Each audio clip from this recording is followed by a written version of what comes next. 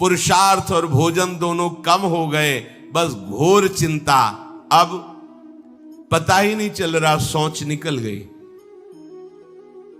पड़ा है उसी गंदगी में। जब वो रो रो के कहता है ऐसा, पीटते हैं घर वाले, हमने देखा, पीटते हैं, पड़े पड़े भरपूर भोजन नहीं देते, हगेगा कौन, फेंकेगा इसका। कैसी दुर्गति होती है। इसमें जो शब्द लिखा है, आस्तेव मत्योपन्यस्तम गृहपाल इवाहरन, गृहपाल कहते कुत्ते को, कुत्ते की भांति वो सबके अपमान सहता रहता है और रूखे सूखे टुकड़े खाकर जीवन निर्वाह करता है, फिर भी उसे भगवान की याद नहीं आती।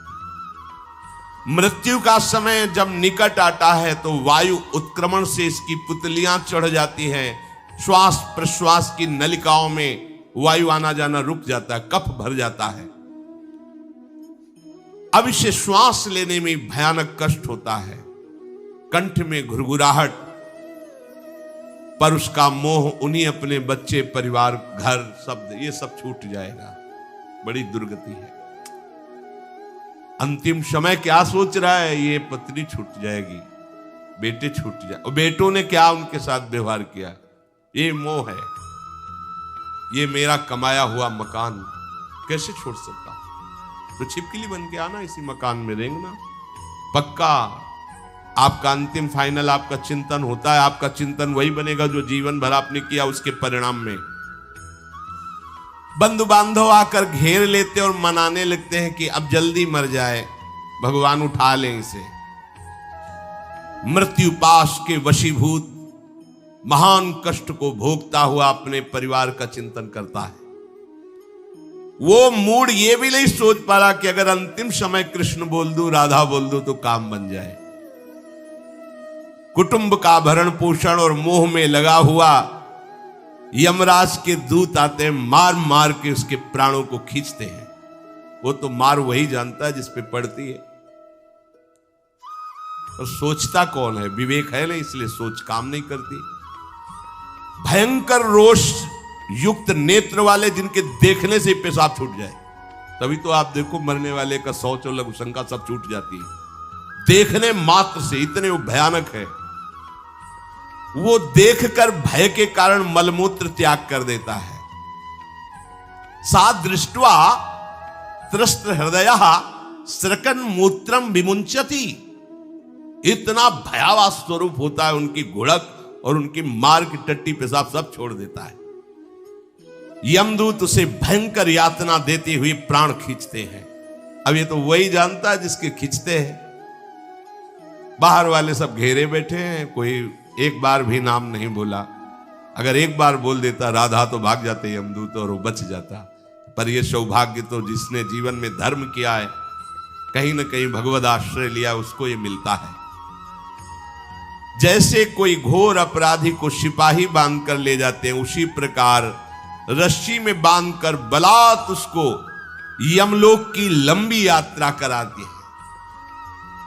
रास्ते में पिटाई, घुड़कियां, उसे प्यास लगती, पानी नहीं दिया जाता, तपती हुई भूमि पर चलाया जाता है। कुत्ते नोचते हैं, व्याकुल हो उठता है।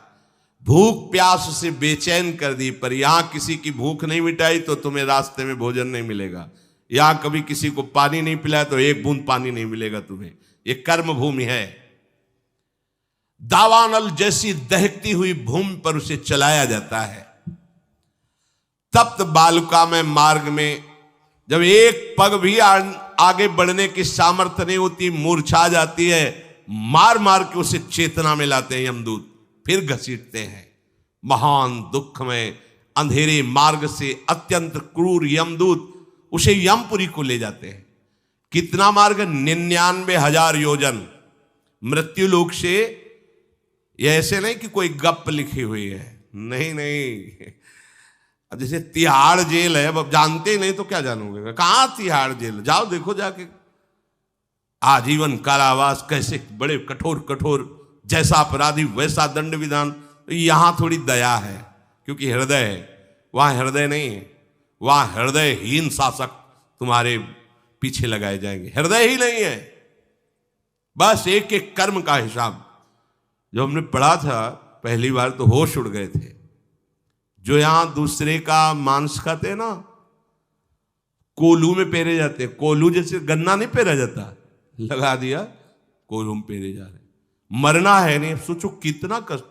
फिर इसके बाद समसी से मांस नोच कर उसे खवाया जाता। होश में हो जाओ। 99,000 योजन का मृत्युलोक से यमलोक का मार्ग है, लिखा हो 99,000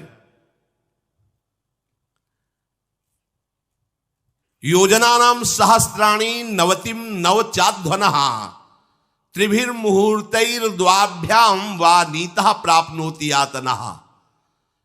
एक योजन का मतलब 4 कोश, 99,000 योजन। इतने लंबे मार्ग को 2 या 3 मुहूर्त में तय करना, दौड़ा के 2 या 3 मुहूर्त, बहुत कम समय। फिर वहां पहले से तय, इसको इस नरक में डालो, इसको इस नरक में। वहां इतना समय, थोड़ी भीड़ लगी है।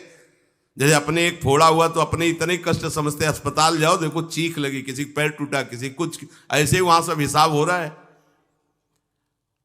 उसको धधकती हुई लकड़ियों में जलाया जाता है, कहीं दूसरों के द्वारा काट काट कर उसको उसका ही मांस खिलाया जाता है।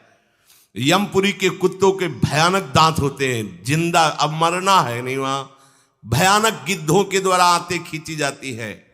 यहां सांप बिच्छू डांस जिसको मारा है वहां भयंकर रूप रखकर उसका खून पीते हैं। हिसाब है बहुत होश में। यहां तुम किसी के शरीर को काट दो तो मर जाएगा, वहां ऐसा नहीं होता। वहां बार बार काटा जाएगा, मरोगे नहीं, पीड़ा वैसे ही होगी। बड़े भयानक कष्टों को भोगता है। तामिस्त अंध तामिस्त रौरव आदि नरकों को भोगता है। हे माता, भगवान कपिल देव जी कहते हैं, जो पुण्य आत्मा लोग होते हैं स्वर्ग आदि में जाकर पुण्य भोगते हैं, लेकिन दोनों को फिर गिरना होता है, क्योंकि वो भगवान का भजन नहीं किए, इसलिए पुण्य भोग कर मृत्यु लोक आते हैं, वो पाप भोग कर नरक से मृत्यु लोक आते हैं। माता जब उनके भोग संपन्न होते हैं नरक आदि के, अब वो जन्म लेते हैं फिर यहां। ध्यान से सुनना, जब जीव को मनुष्य शरीर में जन्म लेना होता है तो प्रकृति में वर्षा के साथ आता है। प्रकृति में वर्षा के साथ आया, और फसल में मूली गाजर गेहूं अन्न, इनमें वो जीव प्रवेश करता है और उसे माता पिता दोनों पाते हैं। तो सप्तम धातु वीर के रूप में परिणित होता है जीव। वो वीर कण के रूप में माता के उदर में जब प्रवेश करता है तो एक रात्रि में मां का और पिता का, दोनों का वो जो वीर मिलता है, उस रज और वीर के मिलने से एक कलल सा बनता है। 5 रात्रि व्यतीत होने के बाद एक बुदबुदा सा बनता है। 10 रात्रि व्यतीत होने के बाद एक बेर की सी आकृति होती है। फिर उसके बाद उसमें धीरे धीरे मांसपेशियां बढ़ने लगती हैं। 1 महीने में उसके सिर निकल आता है, 2 महीने में हाथ पांव अंगों का विभाग होता है, 3रे महीने में नख रोम अस्थि चर्म स्त्री पुरुष के चिन्ह प्रकट हो जाते हैं, 4 महीने में मांसादि 7 धातुएं प्रकट हो जाती है, 5वें महीने में चेतना जागृत हो जाती है। जैसे अपने चेतना, ऐसे 5वें महीने में गर्भस्थ शिशु की चेतना जागृत हो गई। जीव है पर चेतना 5 महीने बाद मां के गर्भ में जागृत। अब उसे भूख लगती है, प्यास लगती है, वहां की तापमयी जलन पीड़ा, छोटे छोटे कीड़ों के द्वारा काटना। 6ठे मास में झिल्ली से लपटा हुआ मां की दाहिनी कोख में कीड़े की तरह तड़पता है। उस समय माता को कड़वे और खट्टे पानी की लालसा होती है, जिससे उसके अंगों में जाकर भयंकर जलन होती है। यह है भोग। वो कृमि कीड़े की तरह तड़पता है। मलमूत्र के गड्ढे में बीच में झिल्ली में बंधा हुआ वो जीवात्मा सुकुमार तो होता है, वहां के कीड़े उसे नोचते हैं छोटे छोटे, वो तड़पता है। माता प्रसन्न होती कि जब बच्चा हिलता है, बोले है उसकी दुर्गति हो रही, वहां भयंकर कष्ट पा रहा है। ऐसा क्लेश होता है कि क्षण क्षण में बेहोश होता रहता है। माता के खाए हुए कड़वे, तीखे, गरम, नमकीन, रूखे, खट्टे, यही पदार्थ पाने की इच्छा होती है माता, क्योंकि उसको भोग भोगना है। उसके कोमल शरीर में भयानक पीड़ा होती है जब माता ऐसे पदार्थ खाती है। गर्भाशय की झिल्ली में लिपटा हुआ, आंतों और मलमूत्र से घिरा हुआ सिर, पेट की और पीठ और गर्दन एक कुंडलाकार ऐसे कंकण जैसा, ऐसी आकृति गर्भस्थ शिशु की होती है। पिंजड़े में बंद पक्षी के समान पराधीन, ना तो वो हिलडुल सकता है ना बोल सकता है, बड़ा असमर्थ दुख को भोग रहा है, चेतना पूरी है। इसी समय भगवान द्रवित होकर उसे ज्ञान देते हैं, गर्भस्थ शिशु को, सबको। जे उसे ज्ञान होता है तो सैकड़ों जन्म के कुकर्मों से याद आते हैं, सैकड़ों जन्म के। ओहो, ये मेरे कर्म का ही फल है, मैंने ऐसे कर्म किए इसलिए दुख भोग रहा हूं। बेचैन हो जाता है, कैसे निपट पाऊंगा, सैकड़ों जन्म के कर्म जमा है। अब महान अशांति उसके हृदय में, उस शरीर में भयंकर पीड़ा। कुंडलाकार शरीर है, हिल भी नहीं सकता है, बस कीड़े काटते, बड़ी तड़पन, बड़ी जलन, भूख प्यास की जलन। अब एक और भयानक जलन हुई, उसे स्मरण हो जाता है कई जन्मों के, सैकड़ों जन्मों के पाप कर्मों का। 7वां महीना आरंभ हुआ कि ज्ञान का उन्मेष हो गया। अब प्रसूति वायु उसे चला रही है, तड़पता है वो। सप्त धातु में स्थूल शरीर से बंधा हुआ वो जीव भयभीत होकर के पुकारता है, अगर कोई भगवान है तो एक बार मुझे यहां से निकाल दे। वो विनय करता है भगवान से,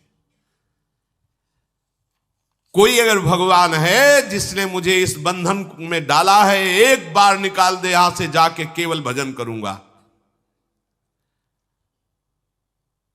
जीव कहता, जंतुरुवाच तस्योपशन्नमवितुम जगदिच्छयात् नाना तनोर्भुवि चलच्चरणारविंदम सोहम ब्रजामि शरणम रकुतो भयम में येने दृशी गतिरदर्श सतोनुरूपा।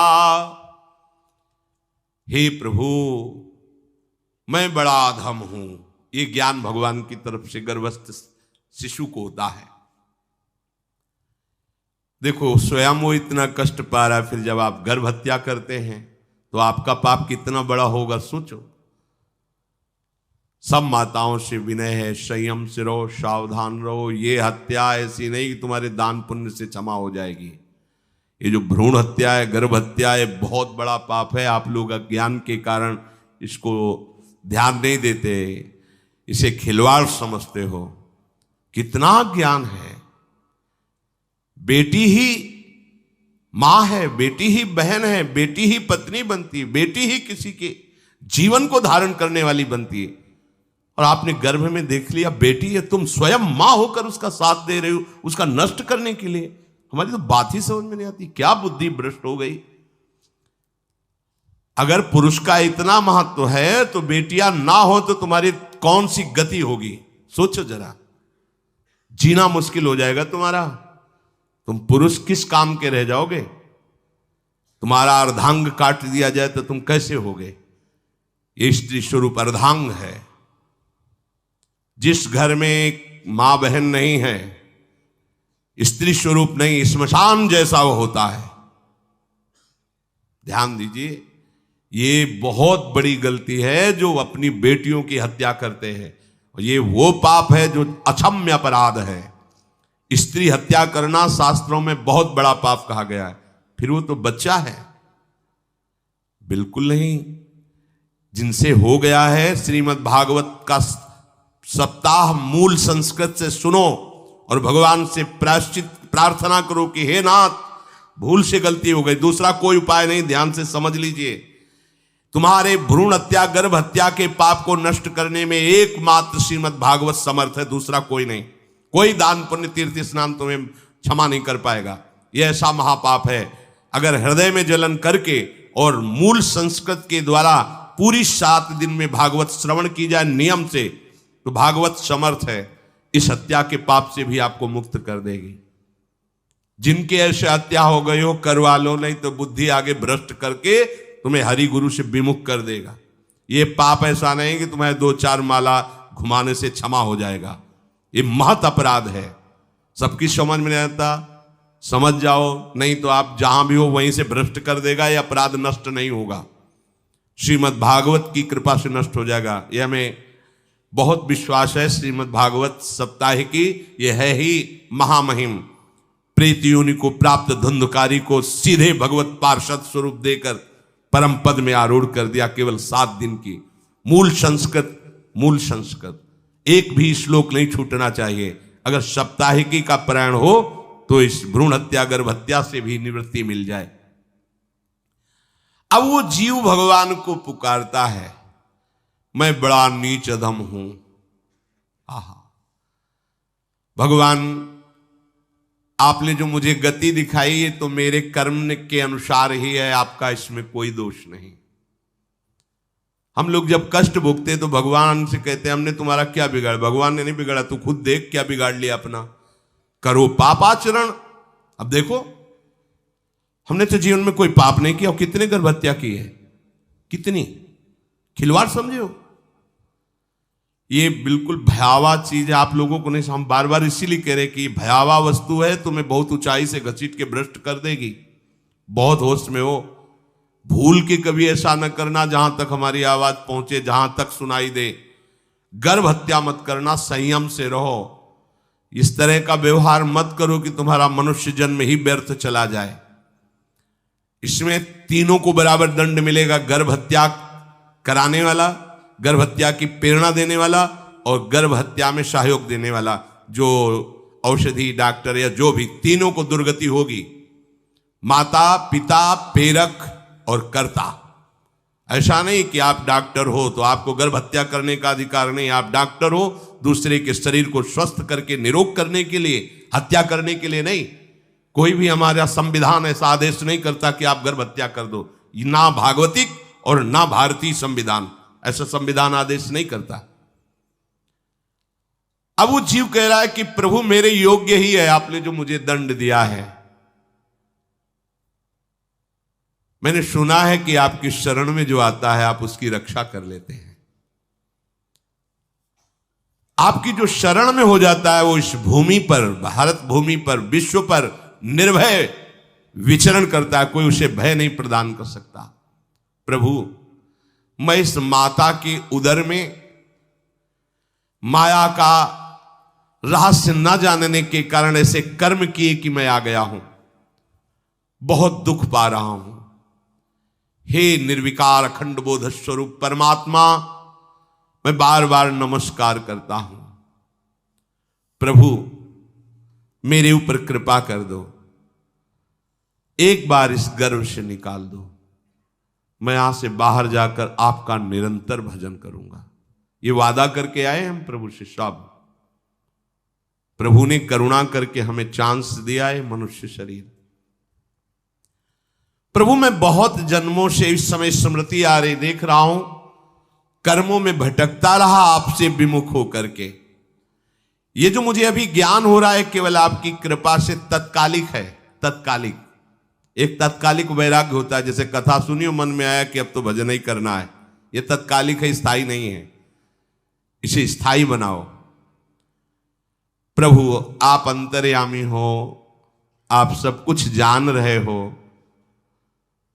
तीनों तापों की शांति के लिए भक्तजन आपका भजन करते हैं। मैं देहधारी होकर जीव माता के उदर में मलमूत्र से रुधिर की झिल्ली में फंसा हुआ माता की जठराग्नि के ताप से जल रहा हूं। प्रभु, एक एक क्षण में यहां विकल होकर केवल इंतजार कर रहा हूं कि किस समय मुझे यहां से निकाला जाएगा। दीन बंधु, यहां से कब मैं निकलूंगा। स्वामिन, आप बड़े दयालु हो। आप जैसे उदार प्रभु ने मुझ गर्भस्थ शिशु को ये ज्ञान दिया, हे दीनबंधु, आप अपनी कृपा से प्रसन्न हो जाइए। प्रभु एक बार निकाल दीजिए, मैं ऐसा भजन करूंगा कि दोबारा संसार के दुख में नहीं आऊंगा। कपिल भगवान कहते हैं, हे माता, वो गर्भस्थ बालक शिशु भगवान से प्रार्थना करता है, भगवान का आदेश होता है, तत्काल प्रसव वायु धक्का मारती है।